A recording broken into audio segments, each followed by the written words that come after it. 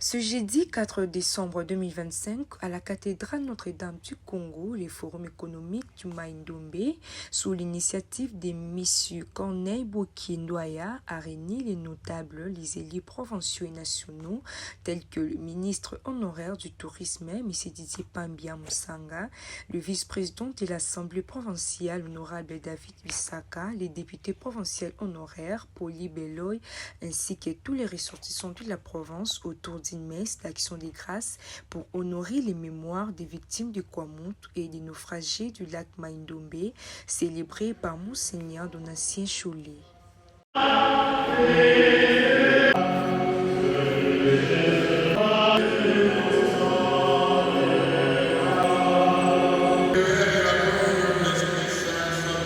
Dans son homélie, il a lancé un message très fort qu'une province qui honore ses morts construit l'avenir de ses vivants. Tous ensemble, face à cette situation dramatique que vit notre province, les voix isolées qui se sont fait entendre considérables pour dénoncer quelques causes de ce drame ont montré leur limite.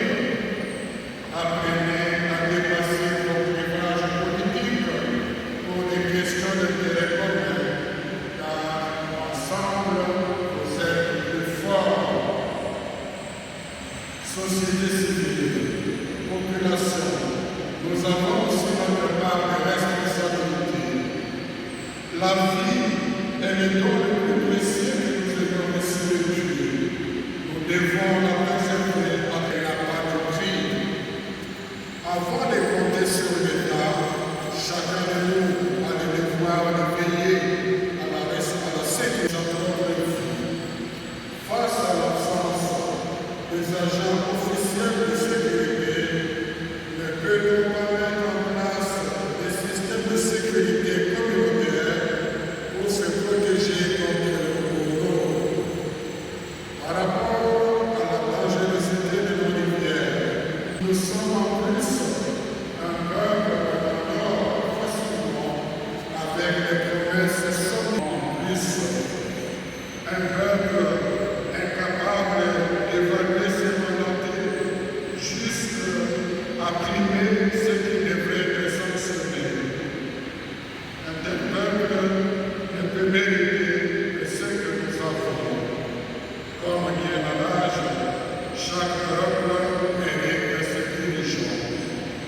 Quel cahier de charges donnons-nous à ceux qui viennent chercher nos voix pendant la campagne électorale afin que nous sachions les évaluer en conséquence? Oui, chers frères et sœurs, bien qu'à des degrés différents, nous partageons tous la responsabilité des drames qui nous endeuillent. Il est temps de changer notre façon de vivre. De son côté, l'initiateur du Forum économique du Congo, M. Corneille Bouki, a souligné que le Mai-Ndombe ne se développera pas que si nous restons unis dans la mémoire, dans la paix et dans la justice. Inacceptable, qui ne devrait jamais s'arriver. C'est dans la douleur du deuil que nous trouvons la force de nous unir, de réfléchir sur notre résilience et de nous engager à agir pour un avenir sécurisé. La cathédrale, sous l'orientation éclairée de Monseigneur Donatien Cholet, offre un arbre de paix et de réflexion profonde. C'est ici que nous pouvons faire le point sur nos épreuves, puiser de la force dans notre foi collective et envisager des solutions concrètes pour aider ceux qui ont été touchés par cette tragédie. Nous saluons également le gouvernement Koussouguevani pour son engagement inébranlable à promouvoir un Mai-Ndombe fort et uni. Il est crucial que nous tirions des leçons de ces événements. Quelle action pouvons-nous entreprendre pour pallier les défis socio-économiques qui nous assaillent? Le dialogue est essentiel, tout comme l'empathie et la solidarité entre nous. En unissant nos forces et nos ressources, nous pouvons transformer notre chakra à un moteur de changement. Nous devons mettre en place des initiatives économiques qui ciblent spécifiquement les victimes et les familles affectées. Des programmes de soutien social, des formations professionnelles et des projets de réinsertion doivent être envisagés afin de garantir que chaque individu touché par la tragédie puisse retrouver dignité et espoir. Mesdames et messieurs, notre engagement envers les victimes ne doit jamais faiblir. Ensemble, unis dans notre douleur et notre détermination, nous transformerons ces événements tragiques. De sa part, le vice-président de l'Assemblée provinciale et élu du territoire de Kwamouth, David Bissaka, a explicité que la province a une énergie pour reconstruire et réconcilier, car le Maïndombe mérite mieux et cela commence par la solidarité. Chers frères et sœurs, qui a tiré à Kwamouth? Il a tiré pourquoi? Il est où? Et ça continue à rouler dans les territoires de Kwamouth. Ce conflit a débuté depuis le 20 juillet 2022 dans les groupements Batekessi, Doumou. Il s'est généralisé, touchant désormais le territoire de Bakata dans les Kwilu. Nous avons compris que leur véritable objectif est l'élimination du peuple Téké. C'est pourquoi, aujourd'hui, comme porte-parole de ce peuple de Kwamouth, je demande solennellement au gouvernement congolais de reconnaître cette tuerie comme un génocide. Parce qu'aujourd'hui, on est en train d'éliminer le peuple Téké dans le cœur de leurs ancêtres. Nous appelons à ce moment l'Église catholique à se joindre à nous dans cette lutte pour faire entendre notre voix, pour que la justice soit faite. Il y a un génocide dans les Kwamouth. Ce qui se passe aujourd'hui est catastrophique, chers frères et sœurs.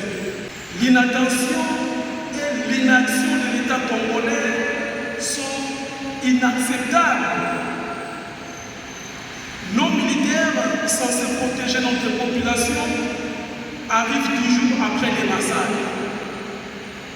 Alors que la sécurisation de Kwamouth devrait être une obligation pour le gouvernement congolais et non une faveur. Les Mokondo avaient annoncé l'attaque de Ghana une semaine avant. Nous avons alerté l'État congolais à travers ses services souterrains. Mais les militaires sont arrivés après que les Mokondo ont décapité, ont descendu.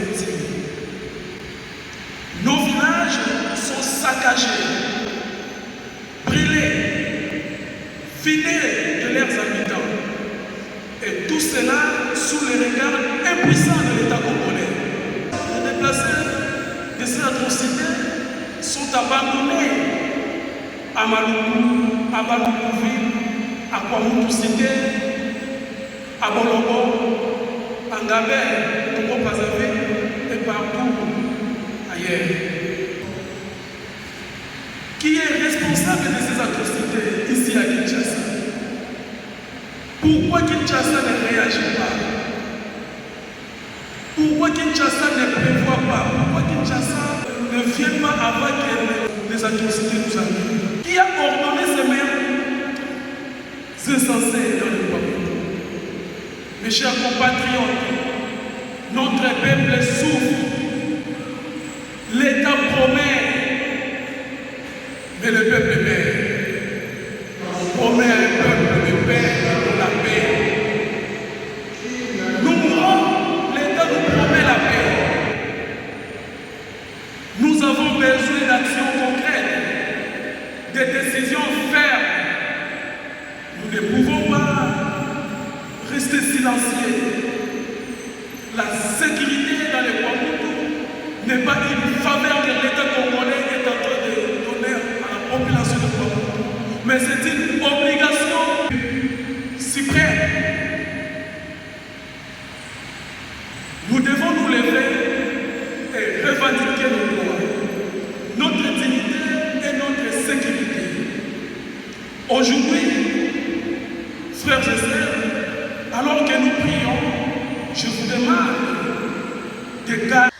tient de signaler que cette messe n'était pas seulement un moment de recueillement, mais aussi un symbole d'espoir.